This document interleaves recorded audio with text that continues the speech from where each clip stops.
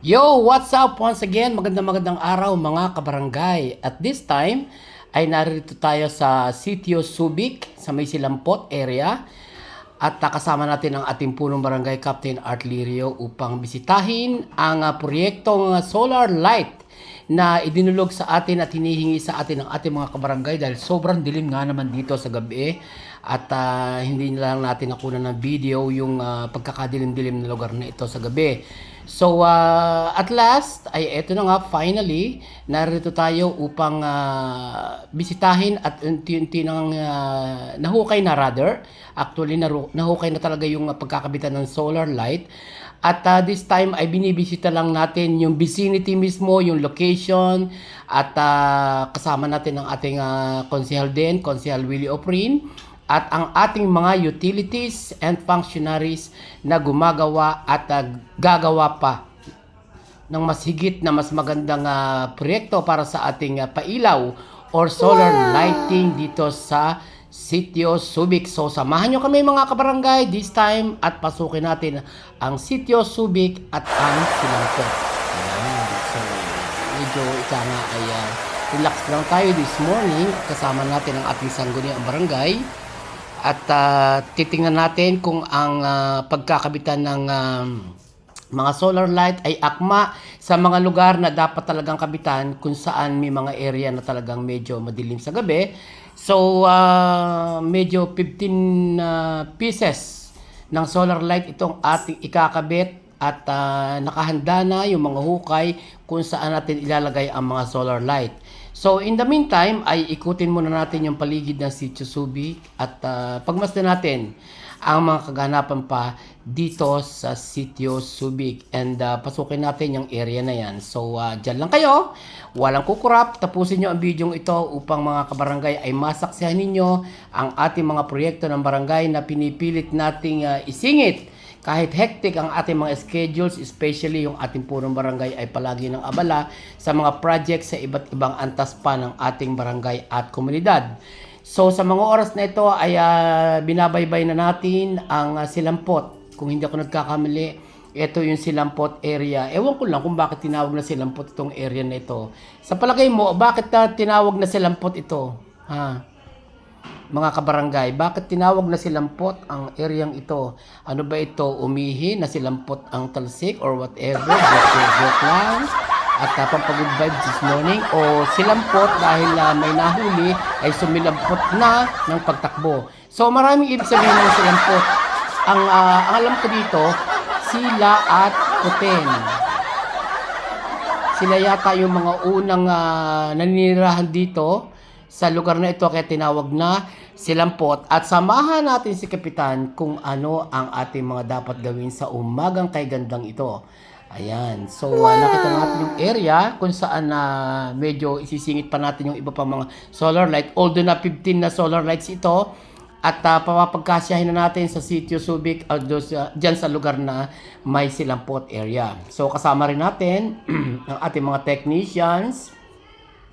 At sila ang mag-guide para sa ating Subic tour this morning. At siya yata yung pinaka-head kumbaga, noong yung nakabag na yon sa unahan, yon yung bagets na yon, na siya yata yung pinaka-head ng mga construction workers o ng ating mga technical group upang ika nga ay malaman natin kung saan ikakabit ang mga karapat dapat na pagkabitan ng ating mga solar lights this morning.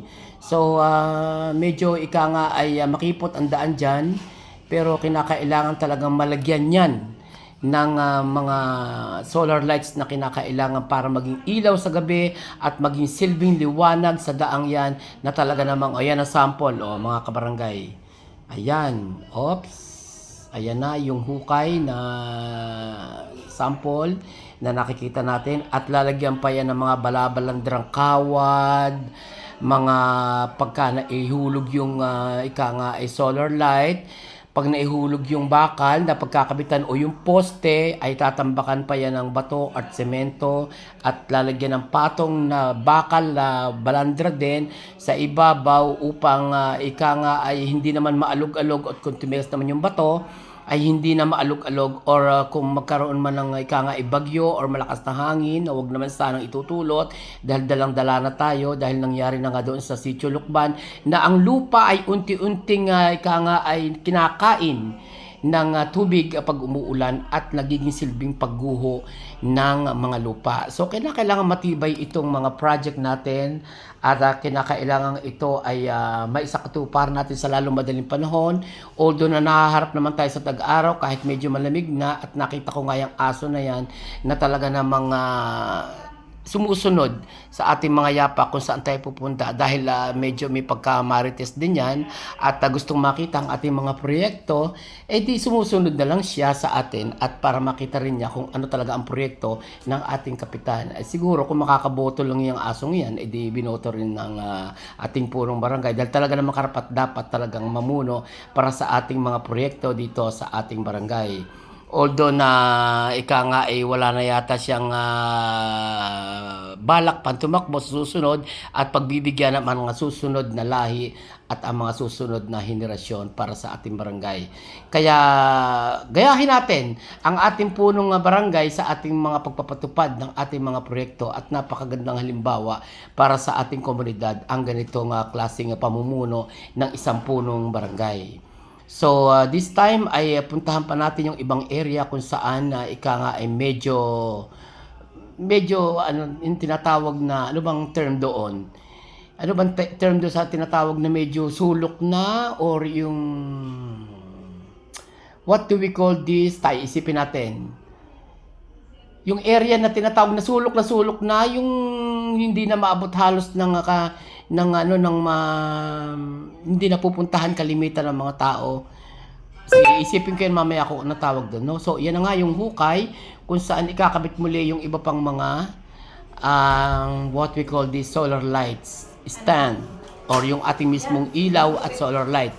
So, maganda naman ang panahon this morning mga kabarangay at talaga namang ika nga ay very sunny days at hindi naman masyadong malamig, hindi rin masyadong init. Parang ika nga ay nasa medium temperature tayo sa mga oras na ito. At itong umagang ito ay napakasarap magpainit ng likod at dahil hindi masyadong masakit pa sa balat. So, yan na nga. At ang mga pagkakataong ito ay talagang ipinagkaloob natin para sa ating mga proyekto, sa ating barangay. At ika nga ay kasama ng ating mga pagsiservisyo at kaukulang paglilingkod pa rin sa ating barangay. Ang talagang kaukulang karagdagang proyektong ito na ilaw na talaga namang maganda para sa akin as your barangay information officer. Napakaganda tingnan ng isang lugar na ika nga medyo kahit dulo-dulo na or sitio na or kahit liblib na. Hindi naman natin masasabi liblib dahil itong Subic area dito sa atin sa barangay ay napaka-modernized na rin kahit papaano dahil ang ating mga kabataan na nag-aaral sa Dr. Apolonio M. Lirio National High School ay dyan din ang gagaling ang karamihan sa kanilang mga estudyante ay pumapasok sa ating paaralan dito sa tabi ng barangay which is yung Dr. Apolonio M. Lirio National High School. At kahit medyo may mga kompromiso pa rin si Kapitan, gaya this morning meron siyang kompromiso 10 o'clock in the morning at pupunta pa yata siya pinapatawag sa City Government Office ay minabuting maisingit natin ang mga pagkakataong ito upang mabigyang ika nga ay idea yung mga magkakabit ng ating solar light this morning upang maayos sa lalong madaling panahon dahil napakarami pa nating proyekto ang ginagawa at ika nga ay pinaplano at naiisip ng ating punong barangay na ito ay ganito ganare. So kailangan isa-isa nating maisakatuparan ang ating mga proyekto upang kahit papaano ay hindi tayo ikangin matambakan ng ating mga gawain at ng ating mga susunod pang mga gagawin para sa komunidad ng ating barangay. Wala naman tayong iniisip at ng buong sanggunian kundi ang maipatupad ang lahat ng mga batas na karapat-dapat para sa ikauunlad ng ating pamayanan at lalong higit sa lahat ay eto nga mga solar light na ito ay maikabit sa lalong madaling panahon. upang ang ating komunidad ay maging maliwanag at mas maliwanag na buhay para sa ngayon at para sa mga hinaharap pa at lalong higit ay para sa mga susunod pang henerasyon. Upang tayo ay maging isang magandang halimbawa sa ating mga serbisyo publiko na ginagawa sa kasalukuyan para sa ating mga mamamayan ng ating barangay. Lalo tigit ang mga kabataan na ating hinuhubog upang maging mamuno rin pagdating ng araw or kung makaisip man sila at kasama natin sa mga oras na ito ang ating lola-lolahan diyan na talaga namang inagapayan kami at nagbibigay siya ng kaukulang suwestyon or idea upang makapagbigay pa ng kaunting impormasyon kung saan mas magandang ilagay natin ang ating solar light this morning. At pinapakinggan rin naman natin ang kanyang mga suggestion, although na talagang dapat nga rin na yung ang ilaw at solar lights na 15 na yan na pinagbuklod-buklod at pinaghati-hati sa anumang parte ng Sitio Subic o diya sa may Silampot area ay mailagay sa tamang paglalagyan upang hindi na tayo mag-aksaya ng mga materyales kung sakali at hindi na mag-repair or mag-location or mag-transfer or magpalipat-lipat sa Tagalog ng mga ilaw na ating ilalagay. So, iyan na nga at kasabay natin sa mga oras na ito ang ating iba pang mga kabarangay na talaga namang tumututok para sa ikauunlad at ikagaganda ng ating mga lansangan dito sa ating barangay. Although na yung ating ilaw pa na solar light which is powered by electric power voltage ay hindi pa naididiretso hanggang dito sa may kanluran ng ating punong sa ating dulong barangay. So kailangan ito ay maikabit na rin sa lalong madaling panahon dahil ang iba ay nagsasuggest na kailangan ang ilaw na yan ay maidiretso hanggang doon na nilalakad na nga natin sa kasalukuyan sa ating punong lungsod at napakabait naman ang ating punong lungsod at kahit papaano ay nakikiagapay at kangay nararamdaman ang hinaing ng ating mga kabarangay na humihingi ng liwanag ng buhay or ng ilaw para sa gabing madilim at katulad nga nito kay Lola na pinuntahan natin sa tapat ng bahay niya. So nagkaisa sila at ng ating sanggunian na doon nga sa gusto niyang ilagay, doon ilalagay ang nararapat na liwanag or ang solar light na ikakabit. So mga kabarangay, manatili kayong nakaantabay sa ating mga proyekto pa na susunod at lagi kayong nakatatak sa aking isipan upang ay ihatid ko sa inyo ang mga impormasyon na hindi nyo nakikita at hindi nyo nalalaman. So malaking bagay itong ating paghahatid balita para sa inyong lahat upang ang ating mga impormasyon at ang mga kaganapan dito sa ating barangay ay malugod at buong-buo kong pakikita sa inyo at maipadadama na kayo ay mahal ng sanggunian. Kaya isa lamang ang hiling natin mga kabarangay sa ating mga kabarangay at mamamayan dito sa ating barangay na tayo magkaisa. Kung sino ang nasa poder ay siya nating suportahan upang masigit nating matamasa pa ang mga ibayong biyaya pa na kinakailangan natin upang sa pang-araw-araw nating pamumuhay ay maluwag ang ating paghinga at ang ating mga paningin ay mas maging maliwanag sa gabi na ating tinutunghayan araw-araw sa ating pamumuhay. So, yan lamang ang aking report this morning mga kabarangay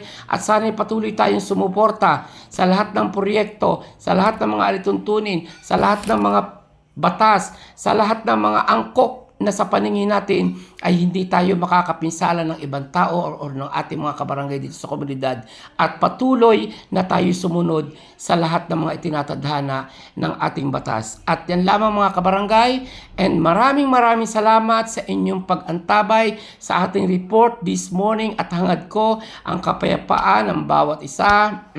Iwasan na muna yung mga kaguluhan na nagiging problema ng ating sanggunian palagi at ang ating mga barangay pulis ay hindi na rin malaman kung sino kakampihan. So, isa lamang ang hinihiling ng ating sanggunian kundi tayo magkaisa para sa lalong ikauunlad ng ating inang barangay Balele. At yan lamang po at maraming salamat po sa inyong pag-antabay and thank you so much for watching.